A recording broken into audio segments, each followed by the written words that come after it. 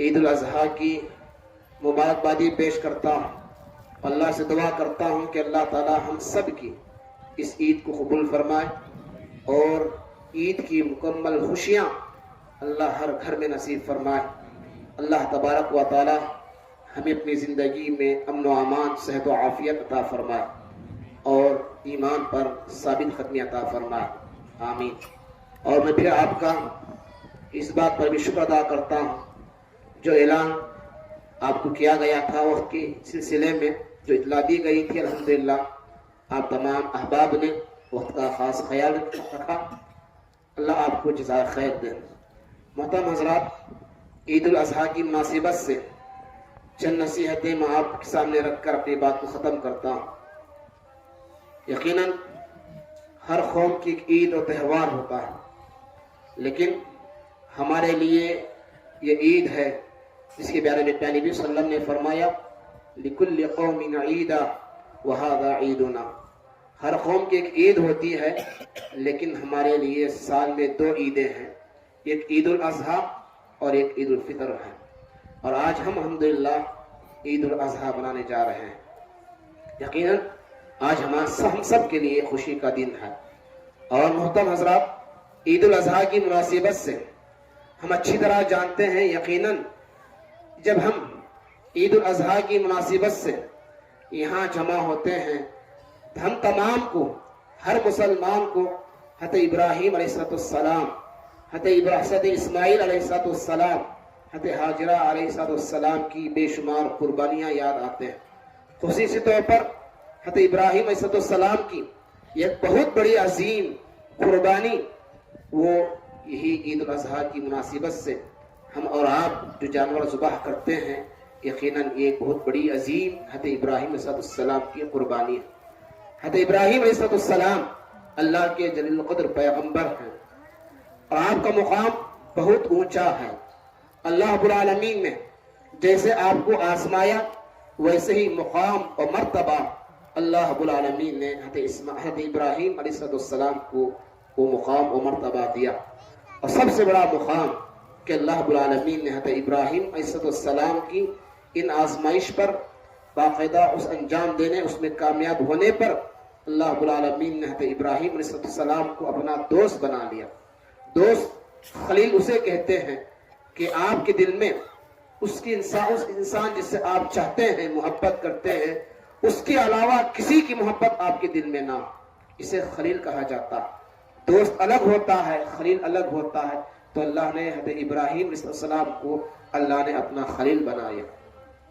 محترم حضرات، ہم تمام کو یہاں پر حضرت ابراہیم علیہ السلام اور آپ کا گھرانہ اسماعیل، حاجرہ علیہ السلام کی زندگی سے ہمیں کچھ سبق لینا چاہیے، کچھ ہمیں وہاں سے عبرت لینا چاہیے، ایک نصیحت حاصل کرنا چاہیے. آپ دیکھیں مجموعی طور پر حضرت ابراہیم علیہ السلام کی زندگی میں جو سب سے بڑا ہمیں سبق، جو درس ملتا ہے، وہ توحید کا درس ہے. آپ جانتے ہیں توحید کے لیے حضرت ابراہیم علیہ السلام نے کیسی کیسی قربانیاں انہوں نے نہیں دی. اپنے باپ کو چھوڑا، اپنی بستی کو چھوڑا، آگ میں کودنے کے لیے تیار ہو گئے.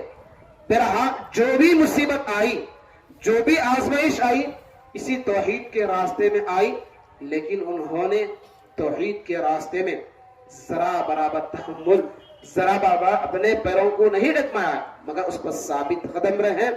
یہ سب سے بڑا درس ہے. تو مجھے اور آپ کو چاہیے کہ توحید کے لیے ہم اپنی جان، اپنا مال، سب کچھ قربان کر دیں. کیوں؟ اس لیے کہ توحید ہی اصل چیز ہے. توحید کے بغیر یہ ہماری نماز، توحید کے بغیر یہ ہماری قربانی، توحید کے بغیر ہمارے حج و عمرے، کوئی بھی عبادت، بڑی سی بڑی عبادت بھی اللہ کے ہاں قابل قبول نہیں ہوگی. ایک آدمی شرک کرے، بڑا سا بڑا جانور بھی ذبح کرے، اس کی قربانی بیکار ہے، اس کی قربانی بیکار ہے.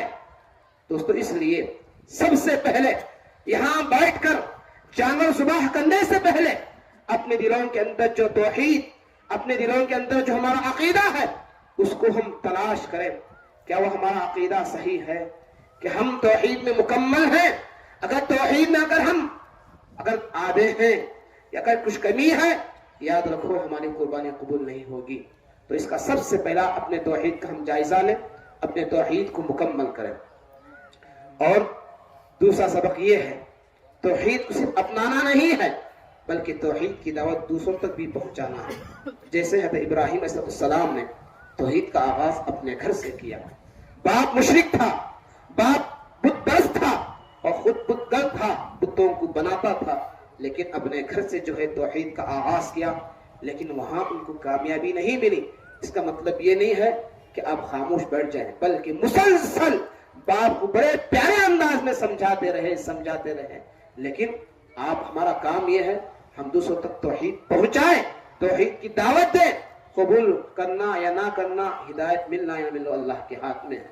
हमारी जिम्मेदारी यह है कि हम दावत पहुंचा दें। और इसी तरह से दोस्तों, मजमूई तौर पर हज़रत इब्राहीम, इस्माइल और हाजरा अलैहिस्सलाम की जिंदगी से हमें सबक मिलता है। हम अपने घर का जायजा लें, दीनदार खुद बने और अपने घर वालों को भी दीनदार बनाए।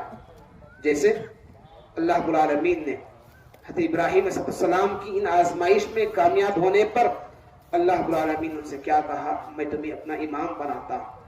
यकीनन इमाम, उसी वक्त आप इमाम के दर्जे पर पहुंच सकते हैं तो आप खुद दीनदार हो, आप खुद दीनदार हो, आप खुद नमाजी हो, आप खुद मुवहिद हो, और उसके बाद आपका घर का माहौल भी दीनदार हो सकता है। तो इसलिए मुझे और आपको चाहिए हम अपने घरों का जायजा लें। और एक हज़रत इब्राहीम की जिंदगी से एक सबसे अहम सबक ये भी है, सबर ये एक बहुत बड़ी इबादत है। देखो हज़रत इब्राहीम अलैहिस्सलाम की जिंदगी में कैसी कैसी आजमाइशें आई, हज़रत इस्माइल अलैहिस्सलाम की जिंदगी में कैसे आजमाइश आई, हज़रत हाजरा अलैहिस्सलाम की जिंदगी में कैसे आजमाइश आई।